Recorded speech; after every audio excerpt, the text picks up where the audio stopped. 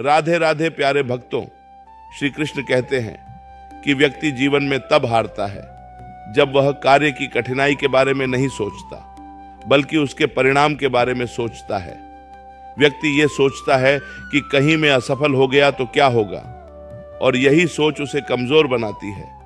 जीवन में कोई भी कार्य हो, चाहे आसान या मुश्किल, व्यक्ति को कार्य के परिणाम के बारे में सोचे बिना कार्य को पूर्ण करने पर ध्यान देना चाहिए। और जब व्यक्ति ऐसा करता है तब परिणाम उसे अवश्य ही प्राप्त हो जाता है।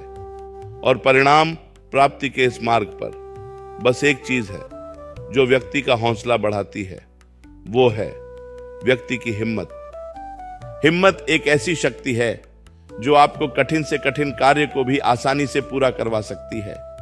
व्यक्ति को चाहे कैसी भी परिस्थिति हो, हिम्मत नहीं हारनी चाहिए।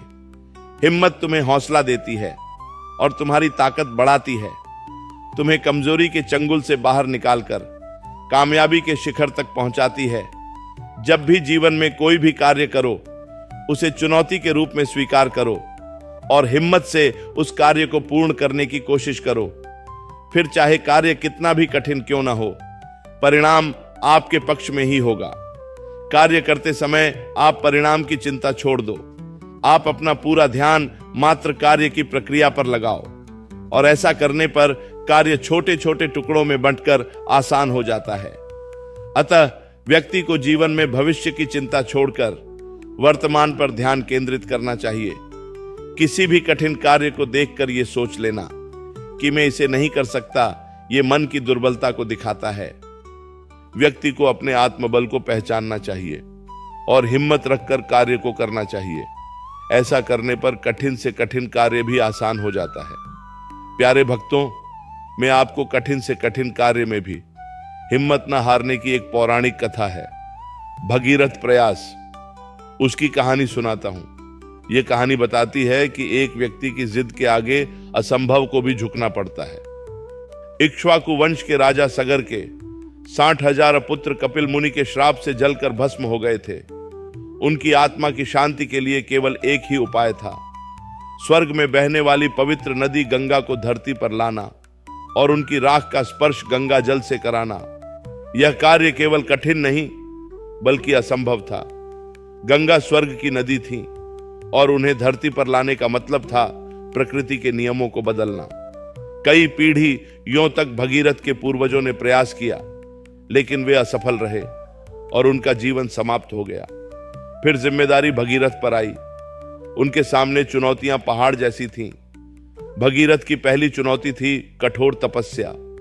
भगीरथ ने अपना राजपाट त्याग दिया और हिमालय चले गए। उन्होंने हजारों वर्षों तक कठोर तपस्या की। उन्होंने ब्रह्मा जी को प्रसन्न किया। ब्रह्मा जी ने उन्हें कहा कि मांगो वत्स, कोई वर मांगो।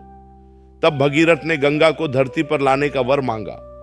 तब ब्रह्मा जी ने कहा, मैं गंगा को छोड़ तो दूंगा, लेकिन उसका वेग इतना तेज है कि धरती उसे सहन नहीं कर पाएगी और पाताल में धंस जाएगी। यहां विनाश का डर था, किंतु भगीरथ ने हिम्मत नहीं हारी और समाधान की खोज की।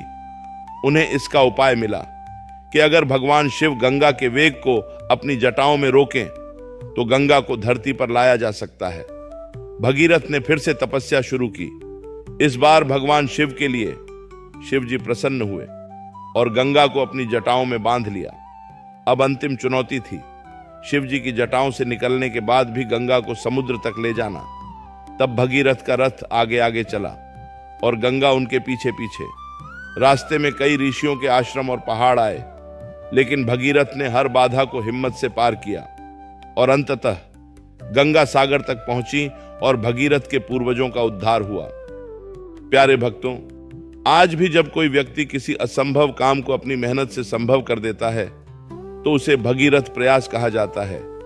यह कहानी सिखाती है कि काम कितना भी कठिन हो, अगर पीढ़ियां बदल जाएं पर आपका संकल्प न बदले तो सफलता निश्चित है।